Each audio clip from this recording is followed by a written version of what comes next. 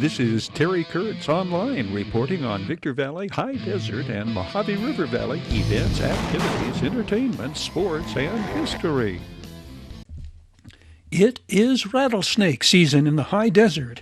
Rattlesnakes give birth August to September. To the young, they can be more dangerous because their rattles have not developed yet, but they are just as venomous as adult rattlesnakes. Here are some helpful tips on staying safe on the trails or in your yard. Wear appropriate over-the-ankle hiking boots, thick socks, and loose-fitting long pants. Never go barefoot or wear sandals when walking through off-road areas. Avoid tall grass, weeds, rocks, and heavy underbrush where rattlesnakes like to hide during the day. Watch where you step and do not put your foot in or near a crevice where you cannot see. If a fallen tree or large rock is in your path, step up on it instead of over it.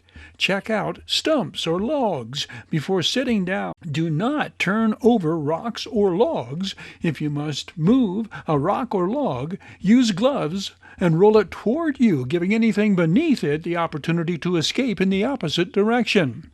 Never grab sticks or branches while swimming in lakes and rivers. Rattlesnakes can swim. Avoid approaching any snake you cannot positively identify as a safe species. Our Mojave green rattlers are said to have the deadliest venom of any viper. If you hear the warning rattle, move away from the area and do not make sudden or threatening movements in the direction of the rattlesnake. Remember, rattlesnakes do not always rattle before they strike. Do not handle a freshly killed rattlesnake. It can still inject venom. If bit, apply a bandage and keep calm and as still as possible. Do not cut the wound open. Do not apply a tourniquet. Don't apply ice. Don't drink alcohol or caffeine. They speed up absorption of the venom into your bloodstream. Do not elevate the bitten area above the level of your heart. Expect swelling, nausea, and possible effects of shock. Immobilize the limb. If alone and in a remote area with no cell phone reception, make your way slowly to where medical help can be contacted or you can receive attention and assistance. You should try to be receiving medical treatment within a half hour of being bitten. The half-empty or half-full scenario opens this analysis of our region's economy in this message to Bradco clientele. My name's Joseph W. Brady. I'm proud to be the president of the Bradco Companies here in Victorville, and I'm recording it late in the afternoon prior to attending as vice president of board of trustees at Victor Valley College, our board meetings. But I know that many of you have been calling our office over the last couple of months, and you're very concerned about where the economy is. And I share your concern, but let me kind of take you through and talk about in the next 10 few minutes how the glass is half full and how it's not half empty. So the high desert, or what we call the high desert, the cities of Adelanto, Apple Valley, Barstow, Hesperia, and Victorville, comprise the high desert, and we now call it the Mojave River Valley. So there's a high desert in the Antelope Valley, there's one over in Joshua Tree, there's a high desert up in Oregon, there's a high desert in Arizona. So a group of business people, including the renowned managing member of Terra Verde, who's developing the Silverwood Project, John O'Hadian, and us have come together, and we're renaming it the Mojave River Valley. So everything we print, our letterhead now has that. So I want to take you on a little trip to help you understand that, yes, gas prices are going to go on up to probably, I see it in Southern California, probably reaching $5.50 a gallon during the summer. I think we've had very poor national energy policies since we've had our new president, and now that the Saudis have come on in. It has a huge impact not only in our market here, but most of the people that work here leave to go somewhere else. So we have about 90,000 people a day that risk their lives to go down below to put food on the table. We have probably, I would say, another 10,000 that go anywhere from the Marine Corps Logistics Base in Barstow to Fort Irwin to Edwards Air Force Base to the Antelope Valley working at Plant 42. So you have a lot of people that gas prices have a huge impact. Interest rates are up. I think the Feds are going to have to adjust 2 more times, and then hopefully that will slow inflation down. But I don't believe that inflation tarries at 6 or 8%. I mean, the thing I've used as an example is Deb likes a good filet. And the one thing we work hard for is to travel and to eat well. And the fillets that we used to buy in restaurants, good restaurants, were running $45, okay, for a nice 8 ounce. Today they're 60. That's not the last time I checked. That's not a 8% increase. That's more, that's more like a 20% increase. So you've got the inflationary factors, you've got gas prices, you've got interest rates, and you've got people somewhat nervous. I mean, what happened with Silicon Valley Bank? Okay, what happened with First Republic? So let me share with you as clients a little secret. Some people know about it and not. We were under an NDA, a non-disclosure agreement, with a company called Marcus, M-A-R-C-U-S, Millichap, M-I-L-L-I-C-H-A-P. Marcus Millichap is a publicly held commercial real estate investment company. They are very, very successful in what they do. So they compete with CBRE, CB Richard Ellis, and Jones Lang LaSalle, and Colliers, and NAI. But they are way up there. They do some significant numbers. I was approached 5 months ago from a 20-year friend of mine, Mario Alvarez, who had left Newmark to become the regional manager for Marks & Millichap out of Ontario and to grow the Coachella Valley and the high desert. He called me on up. He said, let's have lunch. And it was an easy deal to say, I want to regrow Bradco to where it was before, but I want to regrow it better than it was before. So for some of you that have not seen this, from the period of probably 1999 to 2007, we were the dominating force here in the high desert region. We were the number one company year after year. We set sales records. In 2005, in a little office down on 7th Street at 15028 7th Street with no windows, we did $150 million in sales. We created $5 million in fee that year. So it's not that we don't know what we're doing. We don't have to be the same size that we used to be. So some of our competitors will say, well, Brady's not the same size, or Brady's building a house in Prescott, Arizona. Yes, I'm building a custom home in Prescott, Arizona. I've worked for it. I want to have a second home, but I'm not going anywhere. The reason that we were going to do the Marks & Millichap was to allow us to grow and train. I'm not very good about going out and whining and dining agents to come to work here. I did that years ago. That's not what I want to do.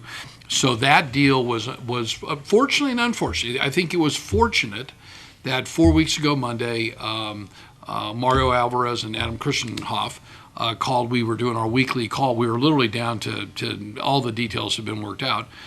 We were looking for office space. Our office lease had been up here at 12138 Industrial Boulevard. And they notified me that Marks & Millichap had put all their acquisitions across the country that Monday morning on hold. That was the Monday following the Silicon Valley bank debacle.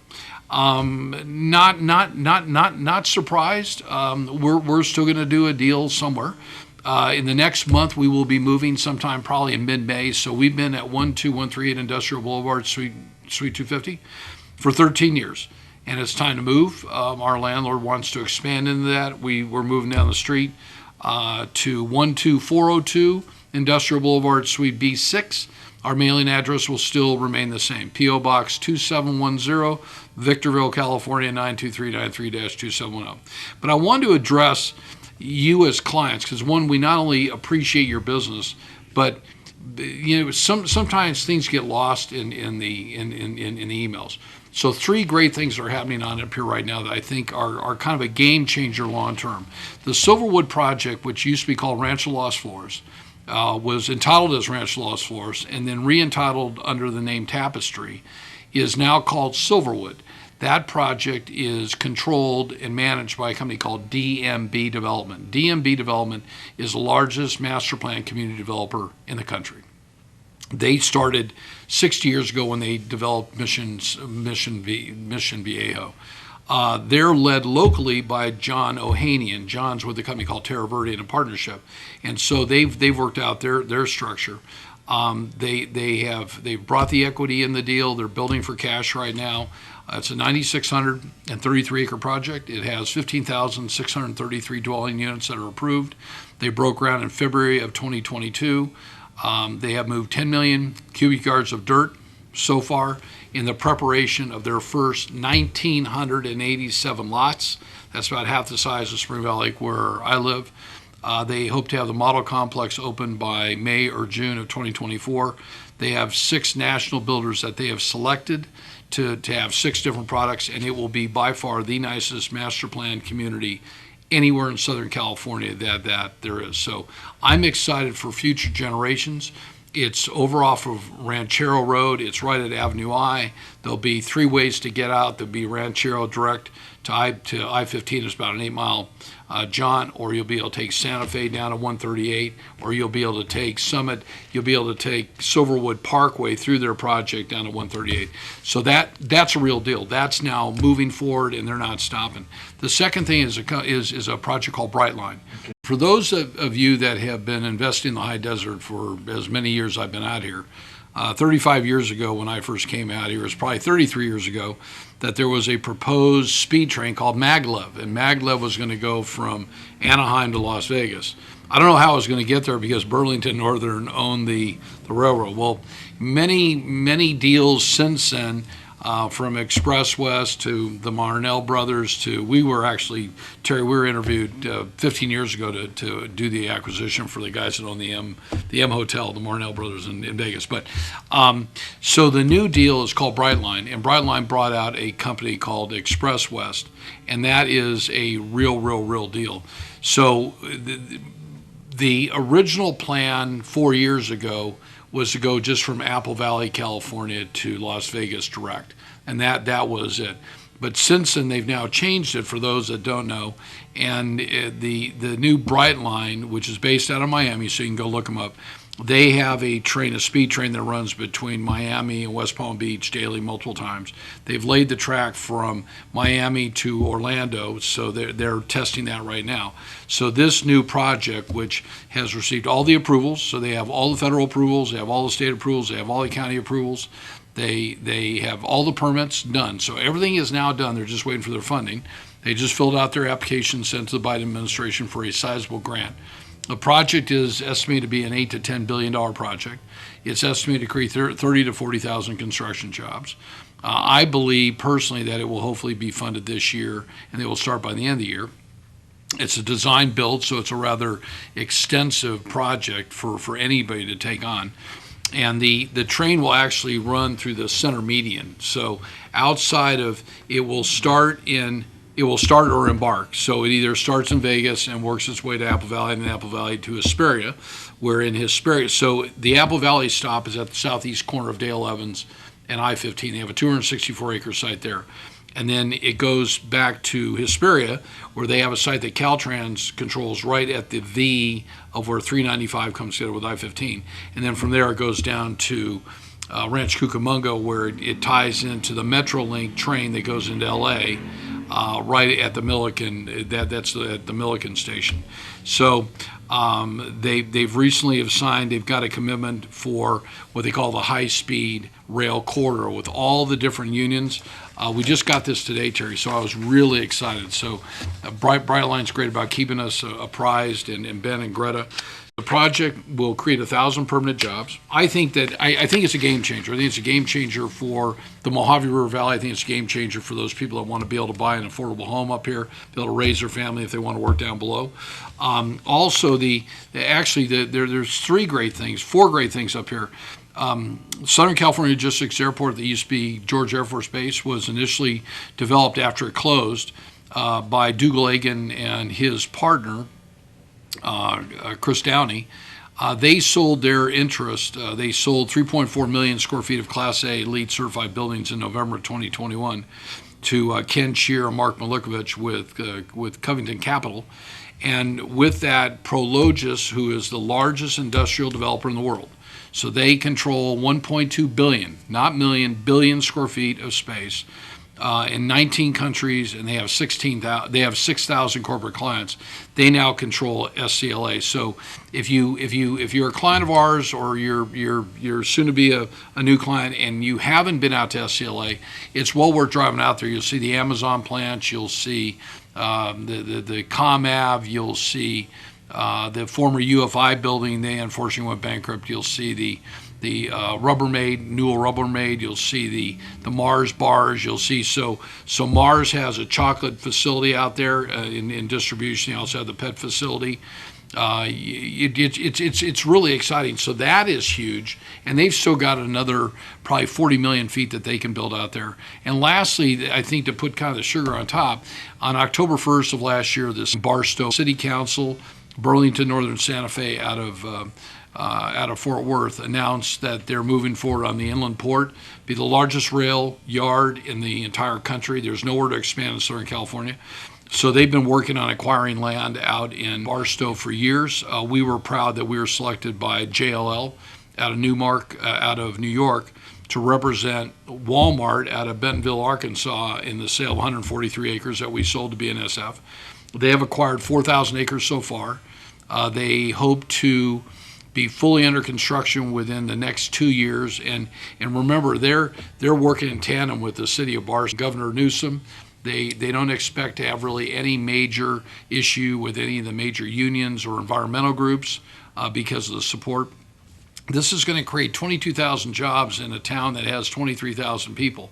So for those that don't know, and they've got great support from, they're called the Shops of Spanish Trails. So we've been watching this for a really long time. So to answer some of your questions when you call here, is a glass half full or half empty? I think it's half full. The interest rate issue will work itself through the economy. The gas issue will work itself through politics. I mean, I imagine as we get closer to the election, we'll see gas prices drop down. I'm sure the federal government will allow more leases to be opened.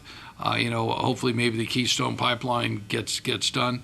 But at the end of the day, I think the high desert has just got some great opportunities. I have predicted, and I've said this now for 18 months, that what we know today as high desert, which has about 550,000 people in, is clearly going to double in the next 20 to 25 years. I tell people not to be greedy. If you buy some and you can get a nice return, sell it. But if you're going to hold out for that last time, you'll never be able to get it because there's always another deal. Remember, we have a lot of land out there. So people, if you're trying to sell something in Atlanta and they don't think it's fair, they'll just go to Apple Valley and vice versa. So I think that there's just a great opportunity. We have 5 great cities out here. We've got 5 great councils. We've got great leadership at the county. We've got 2 great public servants in our assemblymen with Tom Lackey and with Juan Carrillo, and we have a great senator in Scott Wilkes. And we have a great congressman in Jay Obernolte. So we've got all the ingredients together, and I think we've got a great educational venue at Victor Valley Community College. So if any of you have any questions from time to time, let me know. I would also ask you as clients of our firm, I'd like you to send it to me. Just send it to Joseph W. Brady, P.O. Box, the Bradco Company's P.O. Box 2710. I would greatly appreciate it because I'd like to see what you're receiving. It gives me an idea of what's going on in the marketplace. So I want to thank you for taking some time to listen to this. If you ever have any questions, feel free to give me a call. I'm at 760-951-5111, extension 101. My email, I'm going to ask Terry to put it on there. Text me at 760-954-4567. We'll get back to you. Thanks very much. Terry Kurtz here, throwing out an invitation for you to catch up with High Desert Sports activities. Your High Desert Sports Report, showing 3 times every day on Victor Valley TV. 7 and 11 every morning, 4 every afternoon. Your half-hour High Desert Sports Report, the area's only video action highlights coverage of high school athletes, teams, and sports programs, Victor Valley College Rams, and Barstow College Vikings athletic events. We hope you'll join us right here on Victor Valley TV. We flash back to new laws taking place in the Golden State in 2023.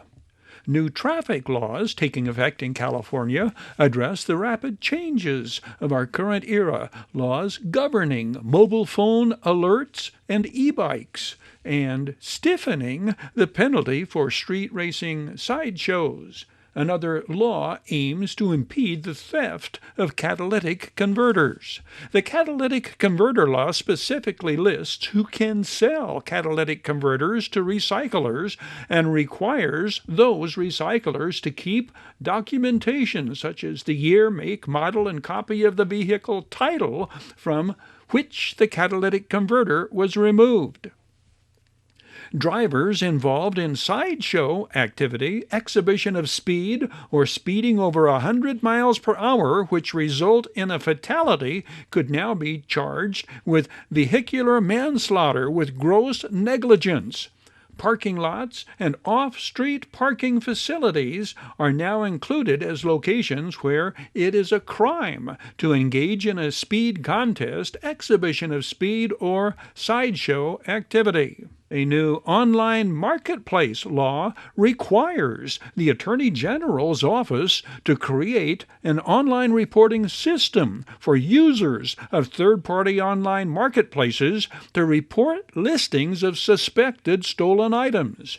The reported information would be available to local law enforcement and the CHP's Organized Retail Crime Task Force to assist with investigations.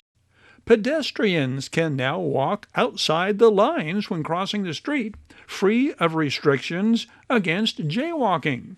E-bike riders may now use certain paths, trails, and bike lanes while requiring drivers to make way. Add yellow and feather to amber, blue, and silver alert programs. A yellow alert. This law allows law enforcement to request the CHP activate it when a fatal hit-and-run crash has occurred. Local media outlets are encouraged to disseminate the information and seek the public's assistance to improve the ability of law enforcement to solve fatal hit-and-run crashes. The new feather alert allows law enforcement agencies to request the CHP to initiate an alert when an indigenous person has been kidnapped, abducted, or reported missing under unexplained or suspicious circumstances, and specific criteria has been met to permit alert activation. These are but a few of 2023's new California laws. The city of Victorville's first ever permanent animal care and adoption center is expanding, and in the process it is assuring everyone the facility will not euthanize animals. According to the code enforcement official, the adoption center does not have the ability to turn away pets. The city has to process all animals, unlike private rescues. The new shelter will only euthanize if an animal is critically injured and suffering. The Animal Care Center opened in December at the site of the former Goodwill High School campus in Old Town Victorville. The 15,000-square-foot facility houses and cares for animals, serves community members, provides pet adoption services, and hosts education fairs and vaccine, microchip, and licensing events. The city is actively expanding from 35 kennels to roughly 135 canine kennels and 20 feline kennels. In addition, 2 larger metal buildings are under construction that will hold 100 to 106 more kennels each. Your help is being sought to clear our San Bernardino County shelters by adopting, not shopping. If you are looking for a new four-legged friend, the First District is home to several animal shelters with dogs and cats in need of loving homes. Local shelters include the Hesperia Animal Shelter on Santa Fe Avenue and the Apple Valley Animal Shelter on Powhatan Road. For more information, please call 760-240-7555. Nowadays, most people know general guidelines when it comes to service dog etiquette. Refraining from petting a service dog while they are working is an important rule, along with knowing that legitimate service dogs are allowed to accompany their owners nearly everywhere. However, one topic that's rarely discussed is the very real possibility that one of these animals may approach you without their owner. Knowing what this means and how to respond appropriately may mean the difference between life and death for a service dog handler. Service dogs are specifically trained to assist people with disabilities, including visual impairments, hearing impairments, mobility impairments, and mental disorders such as post-traumatic stress disorder. Besides assisting the owners with daily activities or alerting them to an impending medical crisis, a service dog fulfills another vital role: to seek assistance from an adult if their handler experiences a fall or medical emergency. Know the signs. A service dog that's seeking assistance from a stranger may use their nose to nudge your arm, leg, or hand. As tempting as it may be to give a quick scratch behind the ears and be on your way, stop and think. Cue the dog to help you locate their owner by asking what or where, or simply begin following the dog. If you ever see a service dog wandering without their owner, stop what you're doing and follow them. Situations that may cause a service dog to abandon their handler in search of help include a fall, like out of a wheelchair or otherwise, a seizure, a diabetic episode, an injury, or other medical emergency. The Bureau of Land Management has awarded 2 grants totaling almost $5 million to accelerate the training and placement of excess wild horses and burros into private care. These grants are part of the BLM's efforts to encourage more adopters to give a wild horse or burro a good home. The Adoption Incentive Program provides up to $1,000 to adopt an untrained wild horse or burro from the BLM. The goal of the program is to reduce BLM's recurring costs to care for unadopted and untrained wild horses and burros, while helping to enable the BLM to confront a growing overpopulation of wild horses and burros on fragile public rangelands.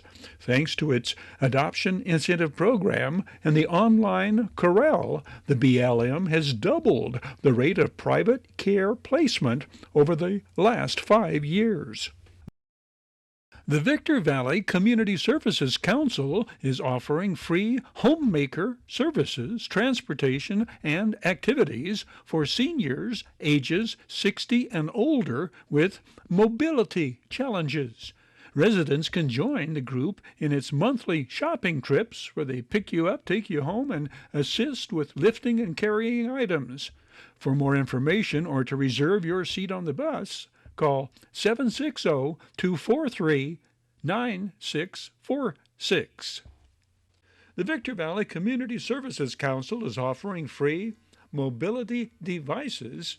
Do you know a senior in need of a mobility device? The Victor Valley Community Services Council provides free wheelchairs, walkers, bedside commodes, canes, and more to those who qualify. The agency recently received a generous donation of wheelchairs from High Desert Second Chance.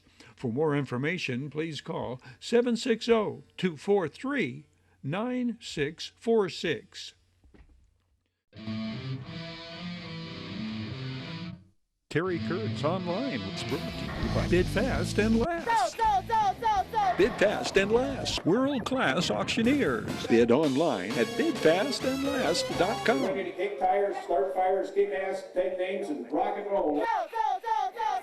The Bradco Companies, Joseph W. Brady's Bradco Companies. Bradco, leading efforts to improve the quality of life and standard of living for all residents throughout our high desert region. Valu Quality Truck Bodies, family owned and operated since 1954. Valu manufactures state-of-the-art truck bodies for the construction industry nationwide. We Got 'em Tees, your headquarters for custom screen printing and mastercraft embroidery designs. We Got 'em Tees, 2 locations, Apple Valley and Upland. Oh yeah, We Got 'em Tees. Serious legal problems? Don't go alone. The other guys have attorneys just waiting to blow you away. Contact Iwanzak. Iwanzak, law firm, trial lawyers for serious problems. Down Home Grill, 760-241-4663 for delivery, drive-through, pickup, or to order ahead for dine-in. 12120 Ridgecrest Road, corner of Bear Valley Road and Ridgecrest Road in Victorville. And by the Holiday Inn in Victorville, Conference and Convention Center for the High Desert, and favored destination for travelers and visitors to the Victor Valley.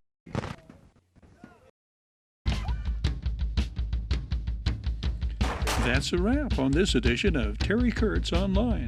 On behalf of Victor Valley Television Productions, thank you for watching. We hope to see you again next time around.